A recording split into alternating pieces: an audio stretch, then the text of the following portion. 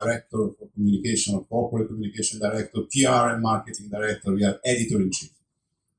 So give us your point of view on that, on your brand journalism activities. We are here to listen to you. Absolutely, and again, thanks so much, Carlo, for inviting me and allowing me to speak to your guests tonight. So back to your question. So why is my title editor-in-chief? GE was one of the companies that really embrace this type of journalism, which is often called content marketing or brand journalism. I think the idea was that back then the chief communications officer realized that it is really stories that grip people, that make people remember things. Rather than just press releases. And I think, and so starting from there, we really try to incorporate the same systems that magazines and newspapers use inside the newsrooms, inside the company, because really there is no reason not to do that. Ultimately, as a communicator, you are in sort of the old-fashioned way. You would we take a journalist out to a lunch, and I can vouch for that because I spent 8 years working here in New York as a staff writer for Forbes magazine.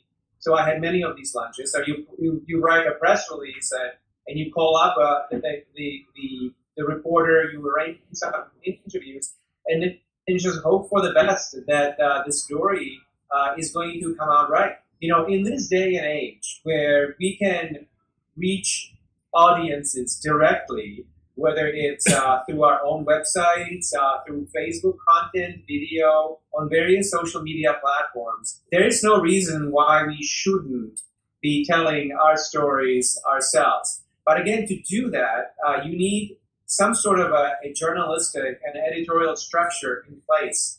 And, the good news for all of us, and here at GE, but also for you, is that this structure exists. And, magazines and newspapers have it in place. So that's exactly sort of what I did here at GE and GE Reports. I copied what I've seen over at Forbes magazine 10 years ago when we had, Forbes magazine, like GE, was a global magazines with bureaus all around the world. So I created mini news bureaus across the company, be it, you have my colleague, Yari Bovalino, who's sitting with you in the room. And Yari and I, we collaborate quite often. Sometimes I go to Italy to do reporting, but often Yari is my boots on the ground in Italy and in Europe. And he is pitching me stories about that are interesting, that sort of tie into the big corporate strategy and stories that he knows that I'm interested in. And I have similar relationships and similar structure in place with the other businesses, be it GE Healthcare here in the United States, the GE Aviation or GE Additive, which is the GE's 3D printing business in Germany.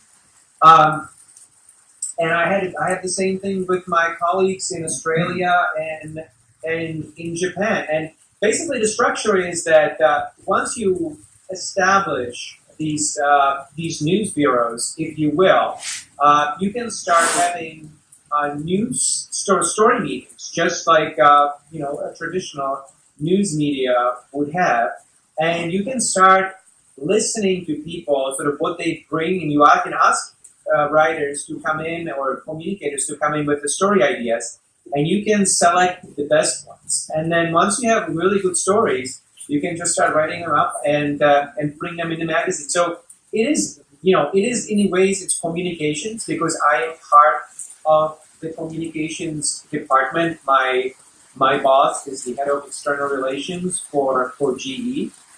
But ultimately, it is really just news gathering and journalism. That's exactly what we do. You maybe could call it communications 2.0. Thank you, Thomas. This is a very interesting point of view, obviously. And we have a small part of your activity, which is in Italy. And I want to introduce a man that probably you know. Yeah, hi Thomas. How are you doing? Hey, Yari. Yeah, yeah. My name is Yari Bovalino. I work for Aviation Aviation in Europe as a storyteller, and great part of my job and of my specialization in this job definitely comes from Thomas mentorship. This is a term that we used to stress a lot in GE. That is mentoring, and part of my career started with what in Italy we used to call the magazine or the house organ of a corporation or a company. Um, but we went right beyond, beyond that, the kind of editorial product because of what here, Thomas, there are a lot of influencing people and important journalists and managers from editorial companies, journals, and magazines, and general companies in Italy. And they previously said how digitalization is changing the way we tell stories. We talk about our brand, our organizations, people, and technologies, and basically what matters a lot for GE is people, technology, and innovation.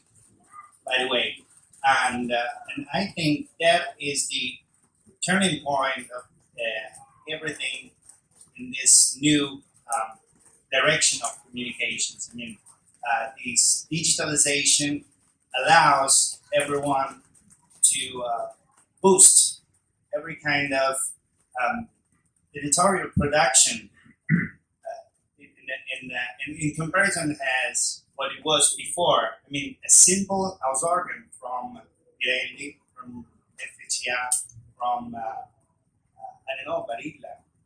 Every company has the chance to raise the level of its voice.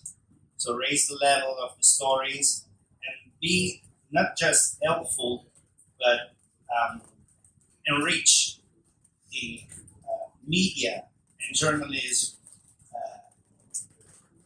environment around companies. So this is just to endorse the discussion you started. So I'm very glad and thankful for having me.